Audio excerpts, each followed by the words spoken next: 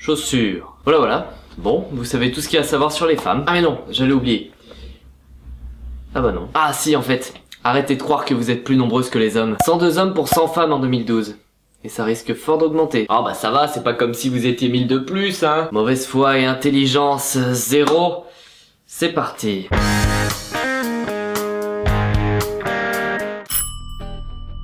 Une femme a réussi à braquer une pharmacie à l'aide du mamelon sacré. Elle est arrivée, elle a demandé si elle pouvait acheter un extracteur de lait. C'est un appareil que vous vous mettez sur votre nibar et qui aspire votre lait en gros. Pour acheter cet objet coûtant 20 €, elle a donné un billet de 200 €. Mais juste après avoir payé, elle a chopé son engin et... elle a aspergé l'hôtesse afin de l'éloigner de la caisse. Une fois l'hôtesse éloignée, elle a piqué pour 100 € de billets dans la caisse et s'est enfuie. Alors qu'elle a payé l'extracteur 200 €. Soyons indulgents, ce n'est qu'une femme. Ne nourrissons pas les clichés. Arrête Gertrude, arrête! La vie sur Mars. Ça c'est bien une question pour les hommes, c'est vrai. Et pourtant la réponse pourrait bien venir d'une femme. Une étudiante de 24 ans a annoncé vouloir donner naissance au premier martien. Vous voyez un petit bonhomme vert? Eh bien dites-lui d'aller bien se faire voir. L'idée est là de donner naissance à un enfant sur Mars, mais pas avec un extraterrestre. Le projet Mars One a pour but de coloniser dans les prochaines années la planète Mars, dans un trajet qui serait sans retour. Seul problème c'est que Mars, c'est pas tellement habitable pour le moment. Moins 63 degrés de moyenne, des niveaux mortels de radiation, une atmosphère trop fine, des risques d'asphyxie, de famine, de déshydratation. L'espérance de vie, le pied posé sur Mars serait de 68 jours. Mais il y a quand même près de 200 000 femmes volontaires pour ce projet. Réjouissant.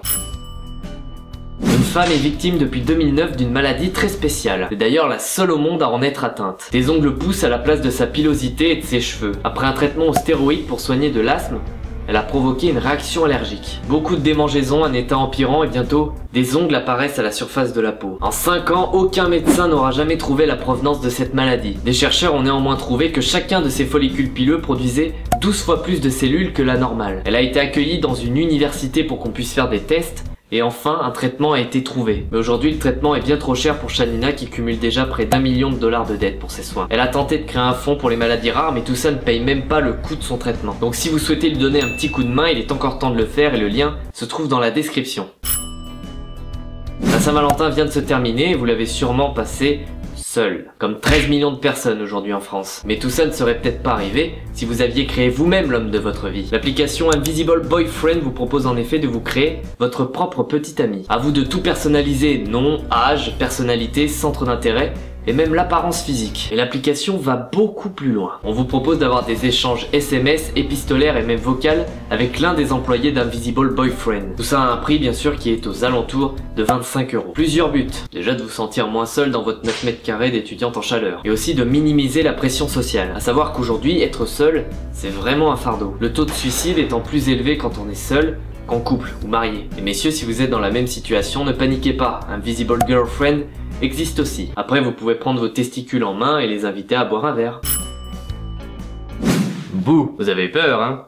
Eh bien pas elle. Cette femme est victime du syndrome d'Urbarviette. Ce syndrome la rend incapable de ressentir la moindre peur face au danger. Tout ça est dû à un dépôt de calcium un peu trop important dans son cerveau, en particulier dans son complexe amygdalien. Et si vous trouvez ça génial, vous vous trompez lourdement. Vous n'avez plus de réflexe de protection, plus aucune sueur froide et plus aucune adrénaline dans un moment où il en faudrait un max. Vous vous sentez vraiment invincible. Le problème, c'est que vous l'êtes pas. Et si vous vous faites agresser au couteau et que vous allez au combat les mains nues, vous risquez d'y laisser vos mains quoi. Le petit avantage c'est qu'elle ne garde aucun traumatisme d'un accident grave, ce qui chez une personne lambda pourrait créer des séquelles. Seules 400 personnes dans le monde seraient atteintes par cette maladie qui est pour l'instant incurable. Voilà, si vous voulez plus d'informations, rendez-vous dans la description de la vidéo. J'en fais trop pour aujourd'hui, à bientôt.